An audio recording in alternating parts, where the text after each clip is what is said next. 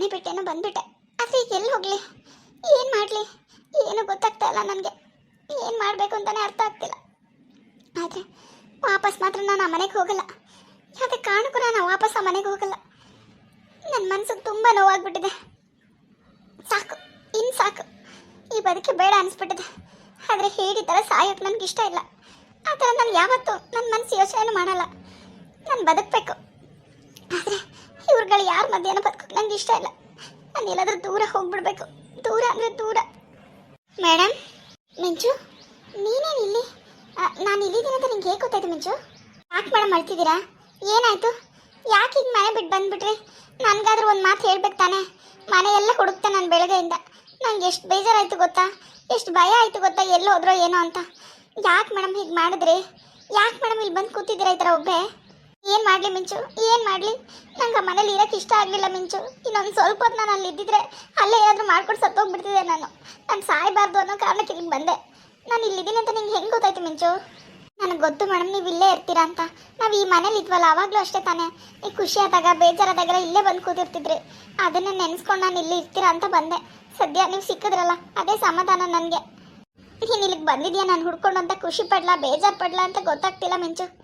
ನೀನೊಬ್ಳು ಕೆಲಸದೊಳಗೆ ನಾನು ಮನೆಗೆ ಬಂದೆ. ಆದರೆ ನೀನು ನನ್ನ ಅರ್ಥ ಮಾಡ್ಕೊಂಡಿರೋ ಅಷ್ಟು, ನೀನು ನನ್ನ ಪ್ರೀತಿ ಮಾಡೋ ಅಷ್ಟು, ನೀನು ನನ್ನ ಪ್ರೀತಿ ತೋರಿಸೋ ಅಷ್ಟು ನನ್ನ ಹೆತ್ತ ತಾಯಿ ತೋರಿಸ್ತಿಲ್ವಲ್ಲ ಮಿಂಚು.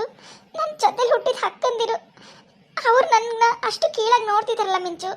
ಅದು ನನ್ನ ಮನಸ್ಸಿಗೆ ತುಂಬ ನೋವು ಮಾಡಿಬಿಟ್ಟಿದೆ ಮಿಂಚು, ತುಂಬ ನೋವು ಮಾಡಿಬಿಟ್ಟಿದೆ. ಇಲ್ಲ ಇಲ್ಲ ಮಿಂಚು, ನನಗಿನ್ನ ಆ ಮನೇಲಿ ಇರೋಕ್ಕಾಗಲ್ಲ. ನಾನು ಇನ್ನು ಯಾವುದೇ ಕಾರಣಕ್ಕೂ ಮನೆಗೆ ಬರಲ್ಲ. ನೀನು ನನ್ನ ಹಿಂಸೆ ಮಾಡಲು ಕರ್ಕೊಂಡು ಹೋದರೆ ನಾನು ಬರೋದಿಲ್ಲ, ಈಗಲೇ ಹೇಳ್ತಿದ್ದೀನಿ. ಇಲ್ಲ ಮೇಡಮ್, ನೀವೇ ಬರ್ತೀನಿ ಅಂದರೂ ನಾನು ಆ ಮನೆಗೆ ನಿಮ್ಮನ್ನು ಕರ್ಕೊಂಡು ಹೋಗಲ್ಲ. ನಿಮಗಿಂತ ಜಾಸ್ತಿ ನನಗೆ ಬೇಜಾರಾಗಿದೆ, ನಿಮಗಿಂತ ಜಾಸ್ತಿ ನನಗೆ ಹರ್ಟ್ ಆಗಿದೆ ಮೇಡಮ್. ಅವ್ರು ಯಾಕೆ ಆ ಥರ ನಡ್ಕೋತಿದ್ದಾರೆ ಅಂತಲೇ ನನಗೆ ಗೊತ್ತಾಗ್ತಿಲ್ಲ. ನಿಜವಾಗ್ಲೂ ತುಂಬ ಬೇಜಾರಾಯಿತು ನನಗೆ. ನೀವು ಆ ಮನೆಗೆ ಇನ್ನು ಬರೋದು ಬೇಡ ಮೇಡಮ್, ಬರೋದು ಬೇಡ. ನೀವು ಸಿಕ್ಕಿದ್ರಲ್ಲ, ನೀವು ಆರೋಗ್ಯವಾಗಿ ಇದ್ದೀರಲ್ಲ, ಸೇಫಾಗಿ ಇದ್ದೀರಲ್ಲ, ಅದೇ ನನಗೆ ಸಮಾಧಾನ. ಏನು ಮಾಡಬೇಕು ಅಂತ ನನಗೆ ಗೊತ್ತಾಗಲಿಲ್ಲ ಮಿಂಚು, ಏನು ಮಾಡಬೇಕು ಅಂತ ಗೊತ್ತಾಗಲಿಲ್ಲ. ಅಲ್ಲ ಮಿಂಚು, ಹೆಣ್ಮಕ್ಳಿಗೆ ಏನಾದರೂ ತೊಂದರೆ ಆದರೆ ಅಪ್ಪನ ಮನೆಗೆ ತಾನೇ ಹೋಗ್ತಾರೆ. ನಾನು ಅದೇ ತಾನೇ ಮಾಡಿದ್ದು. ನಾನಂಥದ್ದು ಏನು ದೊಡ್ಡ ತಪ್ಪು ಮಾಡಿಬಿಟ್ಟೆ ಮಿಂಚು. ಏನಾದರೂ ತಪ್ಪು ಮಾಡಿದ್ರೆ ತಂಗಿಗೆ ಅಕ್ಕಂದಿರ ಜೊತೆಲಿ ನಿಲ್ತಾರೆ ಅಂತ ಕೇಳಿದ್ದೀನಿ, ಸಪೋರ್ಟಿವ್ ಆಗಿ ಇರ್ತಾರೆ ಅಂತ ಕೇಳಿದ್ದೀನಿ. ಆದರೆ ನಮ್ಮ ಅಕ್ಕಂದಿರು ಹಾಗೆ ಇದ್ರು ನನ್ನ ಜೊತೆ.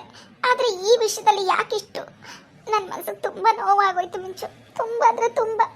ಇಲ್ಲ ಮಿಂಚು, ಇನ್ನು ಯಾವುದೇ ಕಾರಣಕ್ಕೂ ನಾನು ಆ ಮನೆಗೆ ಬರಲ್ಲ. ನನಗೆ ಅವ್ರು ಯಾರ ಮುಖನೂ ನೋಡೋಕ್ಕೆ ಇಷ್ಟ ಇಲ್ಲ. ನನಗೆ ಯಾರ ಮುಖ ನೋಡೋಕ್ಕೂ ಇಷ್ಟ ಇಲ್ಲ ಮಿಂಚು. ಪ್ಲೀಸ್ ಮೇಡಮ್, ಸಮಾಧಾನ ಮಾಡ್ಕೊಳ್ಳಿ. ನೀವು ಹಿಂಗೆ ಅಳೋದನ್ನ ನಾನು ಕೈತಾ ನೋಡೋಕ್ಕಾಗಲ್ಲ ಮೇಡಮ್. ನಾನು ಒಂದು ಮಾತು ಹೇಳ್ತೀನಿ, ಕೇಳ್ತೀರಾ ಮೇಡಮ್? ಏನು ಮಿಂಚು ಹೇಳು, ನೀನು ಏನು ಹೇಳಿದ್ರು ಕೇಳ್ತೀನಿ ನಾನು. ನನಗೋಸ್ಕರ ಈಗ ನೀನು ಒಬ್ಬಳೇ ಇರೋದು. ನನಗೆ ಅಂತ ಯಾರೂ ಇಲ್ಲ ಮಿಂಚು. ಯಾರು ಇದ್ರೂ ಇಲ್ಲದೆ ಇರೋ ಥರ ಆಗ್ಬಿಟ್ಟಿದ್ದೀನಿ. ಅನಾಥೆ ಥರ ಅನ್ನಿಸ್ತಿದೆ ಮಿಂಚು ನನಗೆ. ನಾನು ಅನಾಥೆ ಅನ್ನೋ ಥರ ಫೀಲ್ ಆಗ್ತಿದೆ. ಯಾವತ್ತು ಇಷ್ಟು ವರ್ಷದಲ್ಲಿ ಆಗದಿರೋ ನೋವು ಇವತ್ತು ನನಗೆ ಆಗ್ತಿದೆ ಮಿಂಚು. ನನಗೆ ಏನು ಮಾಡಬೇಕು ಅಂತ ನನಗೆ ಗೊತ್ತಾಗ್ತಿಲ್ಲ. ನೋಡಿ ಮೇಡಮ್, ಅಪ್ಪ ಅಮ್ಮನ ಮನೆ ಇರ್ಬೋದು, ಅಕ್ಕ ತಂಗಿ ಯಾರೇ ಇರ್ಬೋದು, ಆದರೆ ಒಂದು ಹೆಣ್ಣಿಗೆ ಯಾವತ್ತು ಜೊತೆಯಾಗಿ ನಿಲ್ಲೋದು ಗಂಡ ಮೇಡಮ್, ಗಂಡ ಮಾತ್ರ. ಇವ್ರು ಯಾರೂ ಅಲ್ಲ.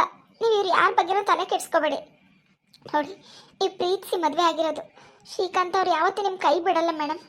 ಯಾವುದೋ ಒಂದು ಕೆಟ್ಟ ಗಳಿಗೆ ನೀವಿಬ್ಬರು ದೂರ ಆಗಿದ್ದೀರ ಅಷ್ಟೇ. ಅದನ್ನು ಸರಿ ಮಾಡ್ಕೊಂಡು ಹೋಗಿ. ಯಾವತ್ತು ಗಂಡನ ಹೆಂಡತಿ ಗಂಡನೇ ಆಗಬೇಕು. ಅಕ್ಕ ತಂಗಿ ಅಪ್ಪ ಅಮ್ಮ ಎಲ್ಲ ಸಂಬಂಧಗಳು ಇರ್ತವೆ. ಆದರೆ ಒಂದು ಹೆಣ್ಣಿಗೆ ಕೊನೆಯ ತನಕ ಜೊತೆಯಾಗಿ ಬರೋದು ಗಂಡ ಮಾತ್ರ ಮೇಡಮ್. ನಾನು ಇದನ್ನು ನನ್ನ ಎಕ್ಸ್ಪೀರಿಯೆನ್ಸಿಂದ ಹೇಳ್ತಾ ಇದ್ದೀನಿ. ದಯವಿಟ್ಟು ಅರ್ಥ ಮಾಡ್ಕೊಳ್ಳಿ. ನೋಡಿ, ನಿಮ್ಮಿಂದ ತಪ್ಪಾಗಿದೆ. ಶ್ರೀಕಾಂತ್ ಅವ್ರು ನಿಮ್ಮನ್ನ ಕ್ಷಮಿಸ್ತಾರೆ. ನೀವು ಹೋಗಿ ಅವ್ರನ್ನ ಕ್ಷಮೆ ಕೇಳಿ ಮೇಡಮ್, ಕ್ಷಮೆ ಕೇಳಿ. ನೀವು ಹೋಗಿ ನಿಮ್ಮ ಗಂಡನ ಜೊತೆ ಸುಖವಾಗಿ ಬಾಳಿ. ಈಗ ನಿಮ್ಮ ಅಕ್ಕಂದಿರು ಎಷ್ಟು ಚೆನ್ನಾಗಿದ್ದಾರೆ ಅವ್ರ ಗಂಡಂದಿರ ಜೊತೆ. ನೋಡಿ, ಅವ್ರನ್ನ ನೋಡೋಕ್ಕೆ ಒಂದು ಖುಷಿ ಆಗುತ್ತೆ ಅಲ್ವಾ? ನೀವು ಹಾಗೆ ಇರಬೇಕು ಮೇಡಮ್, ನೀವು ಹಾಗಿರಬೇಕು. ನೋಡಿ, ನೀವು ನಿಮ್ಮ ಗಂಡನ ಜೊತೆ ಬಾಳಿ ಬದುಕಿ ತೋರಿಸಿ. ಇವ್ರು ಅಂದಿರೋ ಮಾತುಗಳಿಗೆಲ್ಲ ಒಂದು ವಾಪಸ್ ಕೊಡಿ ಮೇಡಮ್, ಆವಾಗ ಸರಿ ಹೋಗುತ್ತೆ. ಹೇಳ್ತಿರೋ ಸರಿ ಮಿಂಚು. ಆದರೆ ಶ್ರೀಕಾಂತ್ ನನಗೆ ಕ್ಷಮಿಸ್ತಾನ? ನನ್ನ ಕ್ಷಮಿಸಿ ನನ್ನ ಮನೆಗೆ ಸೇರಿಸ್ಕೋತಾನ?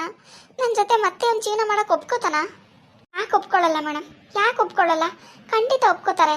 ನೋಡಿ, ನೀವಿಬ್ಬರು ಪ್ರೀತಿಸಿ ಮದುವೆ ಆಗಿರೋದು. ಅವ್ರಿಗೆ ನಿಮ್ಮ ಮೇಲೆ ಪ್ರೀತಿ ಯಾವತ್ತೂ ಕಮ್ಮಿ ಆಗಲ್ಲ. ನೀವು ಅವ್ರನ್ನ ಮರ್ತ್ಬಿಟ್ಟಿದ್ದೀರಾ. ಹಾಗಿದ್ರೆ ನಿಮ್ಗೆ ಅವ್ರ ಮೇಲೆ ಪ್ರೀತಿ ಇಲ್ವಾ ಹೇಳಿ? ತುಂಬ ಪ್ರೀತಿಸ್ತೀನಿ ಮಿಂಚು. ನಾನು ಶ್ರೀಕಾಂತ್ನ ತುಂಬ ಪ್ರೀತಿಸ್ತೀನಿ. ನಾನು ಅವನ್ನ ಯಾವತ್ತೂ ಮರೆಯಲ್ಲ. ನಾನು ಮೊದಲು ಹೇಗೆ ಅವನ್ನ ಪ್ರೀತಿಸ್ತಿದ್ನೋ ಇವತ್ತು ನಾನು ಅಷ್ಟೇ ಪ್ರೀತಿಸ್ತೀನಿ. ಮತ್ತು ಅವರು ಅಷ್ಟೇ ಮೇಡಮ್, ಅವರು ನಿಮ್ಮ ಮೇಲೆ ಅಷ್ಟೇ ಪ್ರೀತಿ ಇಟ್ಕೊಂಡಿದ್ದಾರೆ.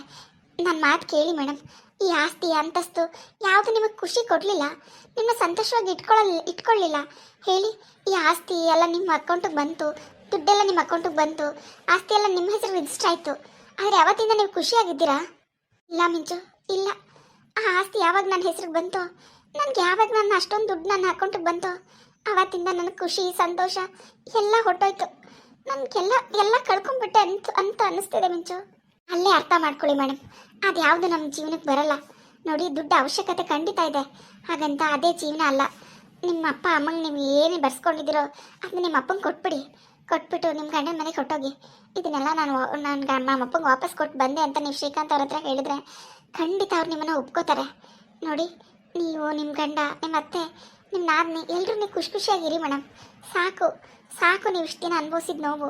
ಹೌದು ಮಿಂಚು, ಹೌದು. ಶ್ರೀಕಾಂತ್ಗೆ ನನ್ನ ಮೇಲೆ ಪ್ರೀತಿ ಇದ್ದೇ ಇರುತ್ತೆ, ಆದರೆ ನಾನು ಸ್ವಾಭಿಮಾನಕ್ಕೆ ಧಕ್ಕೆ ತಂದ್ಬಿಟ್ಟೆ. ಅವ್ನ ಮಾತು ಕೇಳಲಿಲ್ವಲ್ಲ ಅನ್ನೋದೇ ಅವನು ಬೇಜಾರು. ನನ್ನ ಆಸ್ತಿನೆಲ್ಲ ನಮ್ಮ ಅಪ್ಪನಿಗೆ ವಾಪಸ್ ಕೊಟ್ಬಿಡ್ತೀನಿ ಮಿಂಚು. ನಾನು ಹೋಗ್ತೀನಿ ಶ್ರೀಕಾಂತ್ ಹತ್ರ, ಖಂಡಿತ ಅವ್ನು ನನ್ನ ಅಕ್ಸೆಪ್ಟ್ ಮಾಡ್ಕೋತಾನೆ.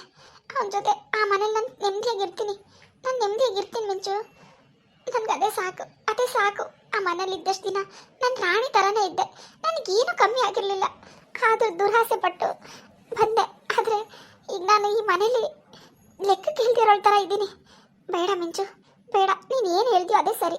ನೀನು ಹೇಳ್ದಾಗೆ ನಾನು ಮಾಡ್ತೀನಿ ಮಿಂಚು. ನಾನು ಹೋಗ್ತೀನಿ, ನಾನು ನನ್ನ ಗಂಡನ ಮನೆಗೆ ಹೋಗ್ತೀನಿ ಮಿಂಚು. ನಾನು ಶ್ರೀಕಾಂತ್ ಹತ್ರ ಹೋಗ್ತೀನಿ. ಹೌದು ಮೇಡಮ್, ಅದೇ ಸರಿಯೇ. ನೋಡಿ, ಈಗ ಅಳೋದು ನಿಲ್ಲಿಸಿ ಮೇಡಮ್. ಇಲ್ಲ ಮಿಂಚು, ಇನ್ನು ನಾನು ಅಳಲ್ಲ. ಇವ್ರಿಗೋಸ್ಕರ ನಾನು ಯಾಕೆ ಅಳ್ಬೇಕು ಮಿಂಚು? ಇವ್ರು ಇಷ್ಟೆಲ್ಲ ನನಗೆ ಬೇಜಾರು ಮಾಡಿದ್ರಲ್ಲ, ನಾನು ನನ್ನ ಗಂಡನ ಜೊತೆ ಬಾಳಿ ಬದುಕಿ ತೋರಿಸ್ತೀನಿ ಮಿಂಚು, ತೋರಿಸ್ತೀನಿ. ಅವ್ರಿಗೆಲ್ಲ ಸರಿಯಾಗಿ ಪಾಠ ಕಲಿಸ್ತೀನಿ. ಅವ್ರಿಗೆಲ್ಲ ನನ್ಗೆ ಅಂದಿರೋ ಮಾತಿಗೆ ಅವ್ರು ಗಿಲ್ಟ್ ಫೀಲ್ ಮಾಡಬೇಕು, ಆ ಥರ ನಾನು ಮಾಡ್ತೀನಿ Minchu. Very good madam, very good. ಹೀಗಿರಬೇಕು ನಮ್ಮ ಪಿಂಕಿ ಮೇಡಮ್ ಅಂದರೆ. ಬನ್ನಿ ಹೋಗೋಣ. ಅವ್ರಿಗೆಲ್ಲ ಸರಿಯಾಗಿ ತಿರುಗಿಸಿ ಹೇಳಿ ಅವ್ರ ಆಸ್ತಿನ ಅವ್ರ ಮುಖದ ಮೇಲೆ ಎಸ್ಬಿಟ್ಟು ನೀವು ಹೊರಟೋಗಿ ಮೇಡಮ್ ನಿಮ್ಮ ಗಂಡನ ಜೊತೆ. ಥ್ಯಾಂಕ್ಸ್ ಮಿಂಚು, ಥ್ಯಾಂಕ್ ಯು ಸೋ ಮಚ್. ನೀನು ಈಗ ಬರಲಿಲ್ಲ ಅಂದಿದ್ರೆ ನನಗೆ ಏನು ಮಾಡಬೇಕು ಅಂತ ಗೊತ್ತಾಗದೆ ತುಂಬ ಒದ್ದಾಡಿ ಹೋಗ್ಬಿಟ್ಟೆ. ಇವಾಗ ನಂಗೆ ತುಂಬ ಸಮಾಧಾನ ಆಗ್ತಿದೆ ಮಿಂಚು, ನಂಗೆ ತುಂಬ ಸಮಾಧಾನ ಆಗ್ತಿದೆ. ಸರಿ ಆಯಿತು, ನಡಿ ಹೋಗೋಣ.